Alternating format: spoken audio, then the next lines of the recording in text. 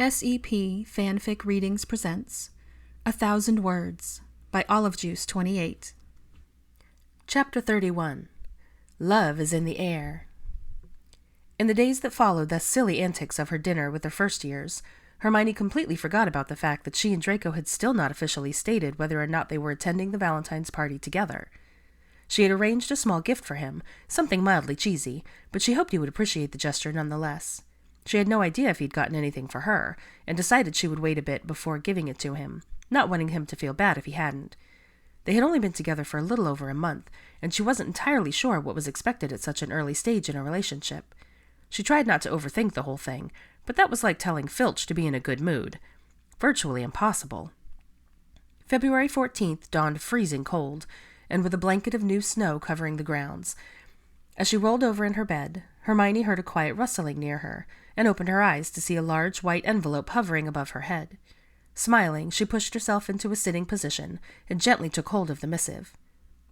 As soon as her fingers touched the corner, the envelope burst open, sending a shower of pink and red confetti hearts all over her bed, as well as herself. Before the last ones could touch down, a large heart zoomed out of the envelope and floated in front of her face. It contained 2 words, written in silver ink, in familiar, looping script. Be mine. Her smile grew, and she felt her cheeks blush. She reached out to take the heart just as a second one flew out of the envelope, this one also containing just 2 words. Look outside. Slightly bemused, she got out of bed and went to her window. The sun was just peeking up over the tops of the mountains in the distance, but its early rays gave enough light for her to see what she was meant to.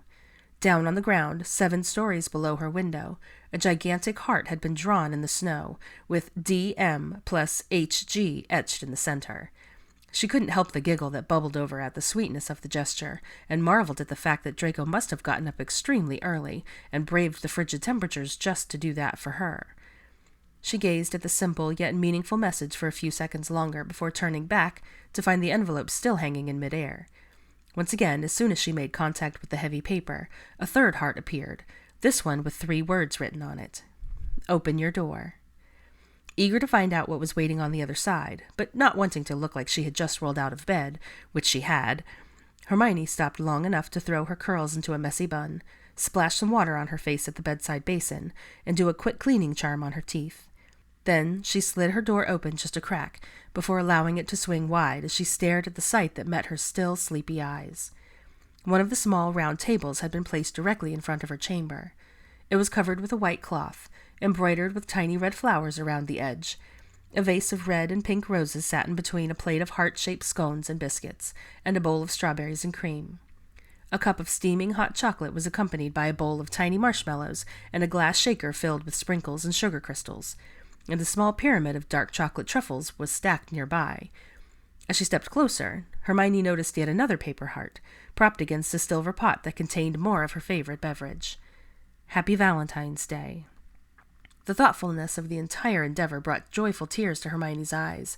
She had never felt so cared for before, or had someone put so much effort into a gift. For all his stoicism and swagger, her boyfriend was apparently a romantic at heart. She chuckled quietly to herself as she reached for the cup of cocoa. Taking a sip, she glanced across the room to Draco's door, not the least bit surprised that it was closed, making it seem as if he was still asleep like everyone else. Contrary to what she had always assumed about him, he didn't like recognition for things, and compliments seemed to make him uncomfortable. She wasn't sure if it was because he wasn't used to positive attention, or if he felt he still didn't deserve it, but she was determined to help him change that. He was kind and thoughtful, extremely creative, and more compassionate than a lot of other people she knew. That was one of the things she loved most. Wait, what? Did she love him? No, she was just saying she loved that about him. She liked him, absolutely, immensely, very, very, very much. But love? She wasn't quite sure about that yet. Or, at the very least, she wasn't ready to consider feeling that strongly about someone she had only been dating for roughly 6 weeks. It took longer than that to fall in love with someone. Didn't it? Okay, so maybe it didn't. Maybe she did love him a little. Maybe more than a little. She didn't think she was ready to say it out loud yet, however. All of these thoughts were swimming in the brilliant witch's mind as she stood by the table outside her room, sipping on her hot chocolate and staring unseeingly at the door across the way, a blissful smile tugging on her lips. Unbeknownst to her, the giver of her gifts was tucked in a far corner of the room, hidden by a disillusionment charm, and finally allowing the knot of nerves that had taken over his stomach for the past 2 hours to detangle itself, as he grinned smugly at the obvious happiness he had brought his favorite Gryffindor. She looked adorable, standing there in her pajamas, her eyes wide and her cheeks pink, as she taken in the arrangement of some of her favorite things. He continued to observe her as she sipped her cocoa, nibbling on a scone, and leaned over to delicately sniff the bouquet.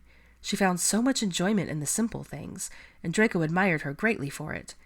When the idea for the snowy message had first come to him, he almost dismissed it as juvenile, but the more he thought about it, the more he knew she would appreciate the effort he took to etch the handful of lines out there, more than any lengthy declaration he could have written on a scroll of parchment from the comfort of his chambers. He watched as she refilled her cup, grabbed another scone, and gathered the roses and paper hearts in her arms, and she turned to go back into her room. She sent one last beaming glance across the common area, and even though it was aimed at his door, it went straight to his heart. He allowed himself one more self-satisfied smirk, knowing that she would be reading the final heart any second now, the one officially asking her to be his date to the party that evening. Draco wasn't sure what he thought so much about pink and red being contained in one space, regardless of how large it might be. The room looked like the inside of a strawberry, or like a cloud of cotton candy had collided with a trainload of cherry birdie bots. The same confetti that had daintily sprinkled the first years when they received their invites now drifted down from the ceiling continuously, creating a coating of tiny paper bits all over the floor. The furniture, the food, which irritated the pale wizard immensely. He had jumped at the chance to organize the snacks again, since everyone seemed so pleased with his selection last time, and even more so because it gave him a chance to show Hermione just how well he'd been paying attention over the past few months. He had always known she'd been particularly fond of sugar quills, since she was rarely without one during lessons from second year on. He had ordered 6 of them for the party, in shades of white and pale pink, and had used them in tall, narrow vases as end caps for the buffet he'd created. Since they became housemates, he had also noticed she preferred fruity, chewy candies to things with nuts, and that, like himself, she was a big fan of chocolate. As a result, he had ordered 7 jars of Honeyduke sweets. 4 were gummy and fruit-flavored, and 3 were chocolate-based. He had 2 towers of prettily decorated petits fours, all with pink icing, hearts, and flowers, of course, and several platters of heart-shaped biscuits. There were piles of truffles, mini fruit tarts, cream puffs that he'd asked the house elves in the kitchens to fill with Nutella, and in the center was the crown jewel of his display, a chocolate fountain. Surrounding the waterfall of gooey decadence were offerings of strawberries, shortbread, pineapple chunks, and marshmallows, all waiting to be speared and dunked. He stood back from the table to survey his handiwork, and was joined almost at once by Theo, who gave a low whistle as he observed the sugary feast before him. "Sure you got everything?" The tall brunette bumped shoulders with his friend and gave him a cheeky grin. "Pretty sure," Draco drawled. "And how many of the items on there are your witch's favorites?" Draco felt his cheeks turn pink as he shrugged, although he couldn't hide the grin tugging at his lips. Theo chuckled and shook his head. "Never thought I'd see the day."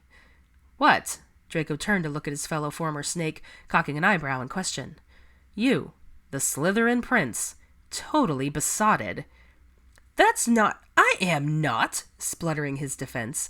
He turned back away from Theo, not wanting to give him the satisfaction of seeing just how right he was. "You keep telling yourself that, mate." Theo clapped him on the shoulder. "Just be sure to send me a wedding invitation, yeah?" With that, he strolled off across the room to see how Neville and Dean were doing with the love potion game they'd created.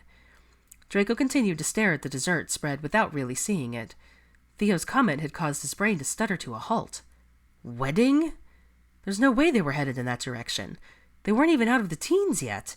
He had no intention of getting married at such a young age, and he seriously doubted Hermione did either. For Merlin's sake, he hadn't even told her he loved her yet. Theo was just riling him up. No one was thinking about things like that right now, while they were still in school and didn't have careers or anything. It was preposterous. And yet, the longer he mulled it over, against his will, his mind conjured images of them on what was clearly their wedding day.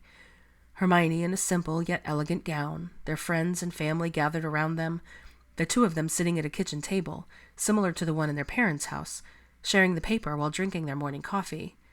Her sitting on a plush carpet and reading a large picture book to a tiny, curly-haired child. "Stop right there. You're putting the carriage way before the thestral." He couldn't reconcile the panic drumming of his heart and the sense of longing he felt for the image of his traitorous brain had conjured. Hadn't they agreed to take things slow? To simply enjoy getting to know one another? To relax and see where this led? Their relationship was ages away from anything even remotely serious, so why in Godric's good name would he be envisioning something like that? He shook his head as if to clear away the confusing thoughts and headed back to his chambers to change for the party.